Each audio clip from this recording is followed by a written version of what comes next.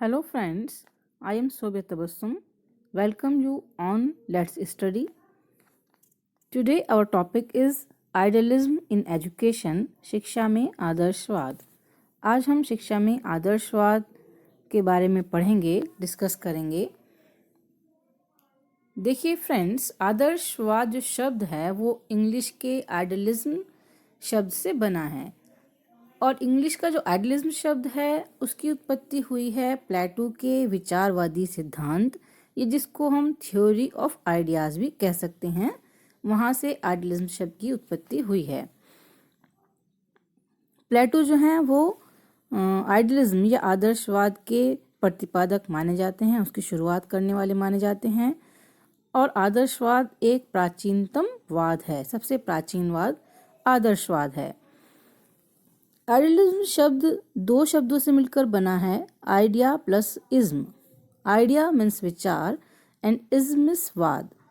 इसका मतलब हुआ कि आइडियाइज्म वर्ड जो है वो सही वर्ड, सही शब्द आइडियाइज्म है. अब इसको जिससे कि उच्चारण की जो आसानी है, आसान रूप से हम उच्चारित कर सकें शब्द को, इसलिए इसमें एल जोड़ दिया गया है, जिससे ये वर्ड आइडियलिज्म माना जाता है, आइडियलिज्म पढ़ा जाता है. इस सिद्धांत के अनुसार अंतिम सत्ता विचारों अथवा विचारवाद की है. आदर्शवाद की धारणा है कि भौतिक जगत फिजिकल वर्ल्ड की अपेक्षा आध्यात्मिक जगत या स्पिरिचुअल वर्ल्ड अधिक उत्कृष्ट एवं महान है. क्योंकि जो भौतिक जगत है, जो फिजिकल वर्ल्ड है, वो नाशवान है, उसकी सभी चीज़ें नश्वर हैं, ख़त्म हो जाने वाली हैं.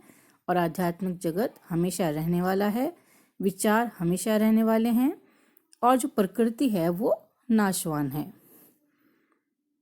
डेफिनेशन ऑफ आइडियलिज्म, आइडियलिज्म की डेफिनेशन अगर हम देखें तो आदर्शवाद वह सिद्धांत है जो अंतिम सत्ता आध्यात्मिक मानता है. ये डेफिनेशन है DM दत्ता की. इसका इंग्लिश में देखें अगर हम, idealism holds that ultimate reality is spiritual. अब आगे बढ़ते हैं. Fundamental principle of idealism. Idealism के फंडामेंटल प्रिंसिपल क्या हैं या आधारभूत सिद्धांत क्या हैं आदर्शवाद के? आदर्शवाद कहता है कि two forms of whole world, संपूर्ण जगत के दो रूप हैं. दो रूप कैसे हैं? एक भौतिक जगत है और एक आध्यात्मिक जगत है, यानी कि एक फिजिकल वर्ल्ड है और एक स्पिरिचुअल वर्ल्ड है. तो जो फिजिकल वर्ल्ड है वो नाशवान है, ख़त्म हो जाने वाला है, और स्पिरिचुअल वर्ल्ड हमेशा रहने वाला है. तो हमें स्पिरिचुअल वर्ल्ड की तरफ बढ़ना चाहिए. Importance of idea then object. Idealism में आइडिया की ज़्यादा इम्पोर्टेंस है ऑब्जेक्ट के बनिस्बत. ऑब्जेक्ट को ये कम महत्व देते हैं, आइडिया को, विचार को ज़्यादा महत्व देते हैं. वस्तु की अपेक्षा विचार का महत्व है. जब वस्तु नाशवान है और विचार हमेशा रहने वाले हैं. आध्यात्मिक सत्यों तथा मूल्यों में विश्वास करता है आदर्शवाद. जो आध्यात्मिक सत्य मूल्य हैं, यानी कि सत्यम शिवम सुंदरम, उसमें विश्वास करता है और यह मानता है कि जो मनुष्य है उसका जो मकसद है, उसका जो मकसद है वो है कि वो उन सत्यों को, उन मूल्यों को प्राप्त करे. नेक्स्ट है full support to the principle of unity in diversity. भिन्नता में एकता का सिद्धांत में विश्वास करता है आइडियलिज्म.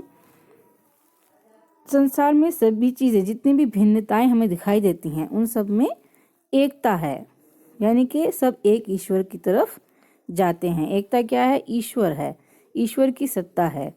ठीक है, एक ऐसी शक्ति है जो एक है. ठीक है, तो यहाँ भिन्नता में एकता के सिद्धांत को प्रतिपादित किया गया है आदर्शवाद में. Idealism and aims of education.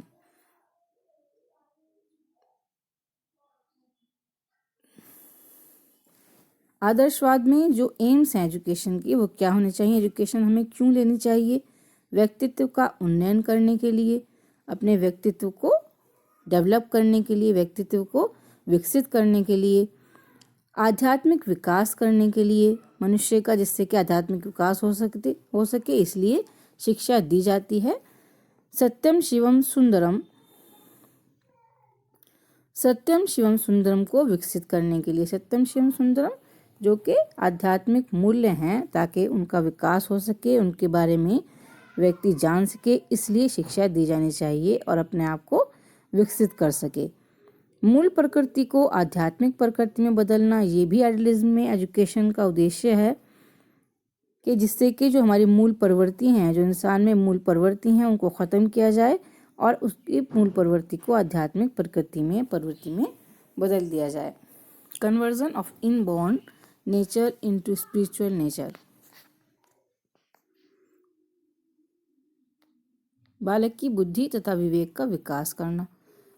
उसके बाद है कि जो बालक की बुद्धि है उसको विकसित किया जाए शिक्षा के द्वारा और उसमें विकास किया जाए, जिससे कि वो ये समझ सके कि मेरा जीवन का मकसद क्या है और मुझे आध्यात्मिक मूल्यों को प्राप्त करना है, अपनी आत्मा को शुद्ध करना है, ठीक है, आध्यात्मिक बनाना है।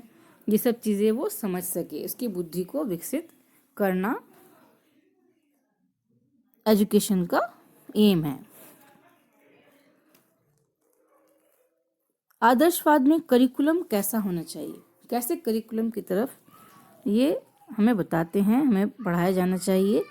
प्लेटो के अनुसार जीवन का लक्ष्य ईश्वर को प्राप्त करना है। जो हमारा जीवन है उसका लक्ष्य क्या है कि हम ईश्वर को प्राप्त कर सकें और उसको प्राप्त करने के लिए हमें सत्यम शिवम सुंदरम जैसे मूल्यों को प्राप्त करना होगा, अपने अंदर ढालना होगा। उक्त शाश्वत मूल्यों की प्राप्ति, अब इन शाश्वत मूल्यों को हम कैसे प्राप्त कर सकते हैं? 3 प्रकार की क्रियाओं द्वारा हम इनको प्राप्त कर सकते हैं। सबसे पहली क्रिया है बौद्धिक, फिर कलात्मक और नैतिक।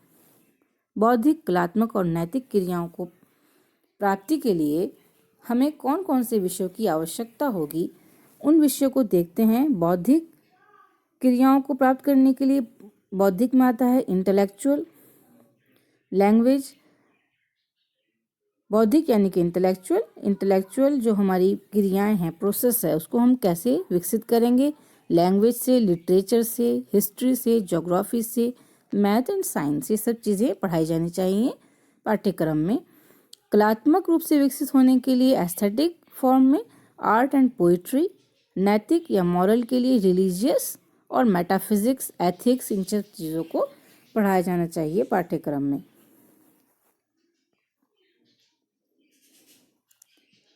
आइडियलिज्म में टीचर कैसा होना चाहिए? आइडियलिज्म के अनुसार जो टीचर है वो आदर्शवादी शिक्षक, आत्मज्ञान, आत्मनिर्देशन, आत्मक्रियाशीलता तथा आध्यात्मिक गुणों का भंडार होता है।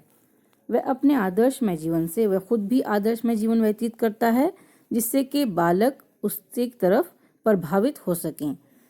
बालक को पवित्र बनाने के लिए ऐसा सुंदर वातावरण तैयार करता है जिसमें रहते हुए उसका आध्यात्मिक विकास हो सके। और वो जो टीचर होता है, शिक्षक होता है, वो कोशिश करता है जिससे जो वातावरण है पूर्णतः सुंदर और आध्यात्मिक हो जाए और जिससे कि बच्चा प्रेरित हो सके अपने आप को आध्यात्मिक रूप में विकसित करने के लिए। फिर देखते हैं आइडियलिज्म एंड डिसिप्लिन। आदर्शवाद में डिसिप्लिन, अनुशासन कैसा मानते हैं, कैसा होना चाहिए? आदर्शवादी क्या मानते हैं? आदर्शवादी का मानना है कि आदर्शवाद में दमनकारी अनुशासन की अपेक्षा प्रभावात्मक अनुशासन को विशेष महत्व प्रदान किया गया है। यानी कि जो हमारा अनुशासन है वो प्रभावी होना चाहिए।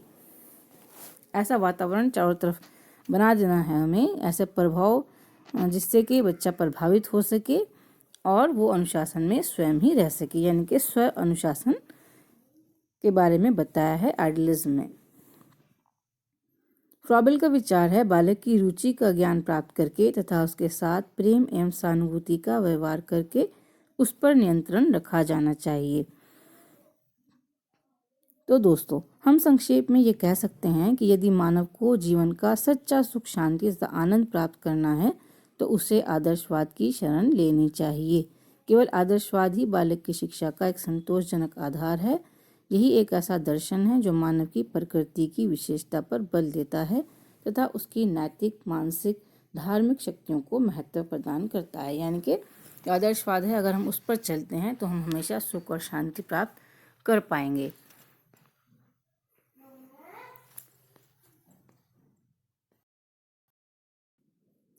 हाँ तो फ्रेंड्स, आपके इस वीडियो में जो कुछ मैंने बताया आपके समझ आया होगा। आइडियलिज्म इन एजुकेशन, यानी कि आइडियलिज्म में शिक्षा क्या है, आइडियलिज्म के अकॉर्डिंग। अगर आपको मेरी वीडियो अच्छी लगे तो आप उसको लाइक करें और मेरे चैनल को सब्सक्राइब करें, जिससे कि आप आने वाली वीडियोस जो बीएड सेकेंड ईयर और फर्स्ट ईयर के सिलेबस के अकॉर्डिंग हैं उनका नोटिफिकेशन आपको मिलता रहे। और बेल आइकन को भी प्रेस कर दें, जिससे कि आप इन सभी वीडियोस का फ़ायदा उठा सकें। जो कुछ आप वीडियो और दूसरी बनाना चाहते हैं वीडियो लेक्चर, उनको मैं कमेंट कर कर बताएं मुझे, ठीक है। वीडियो को लाइक करें प्लीज़ और चैनल को सब्सक्राइब करें। Thank you very much for watching my video.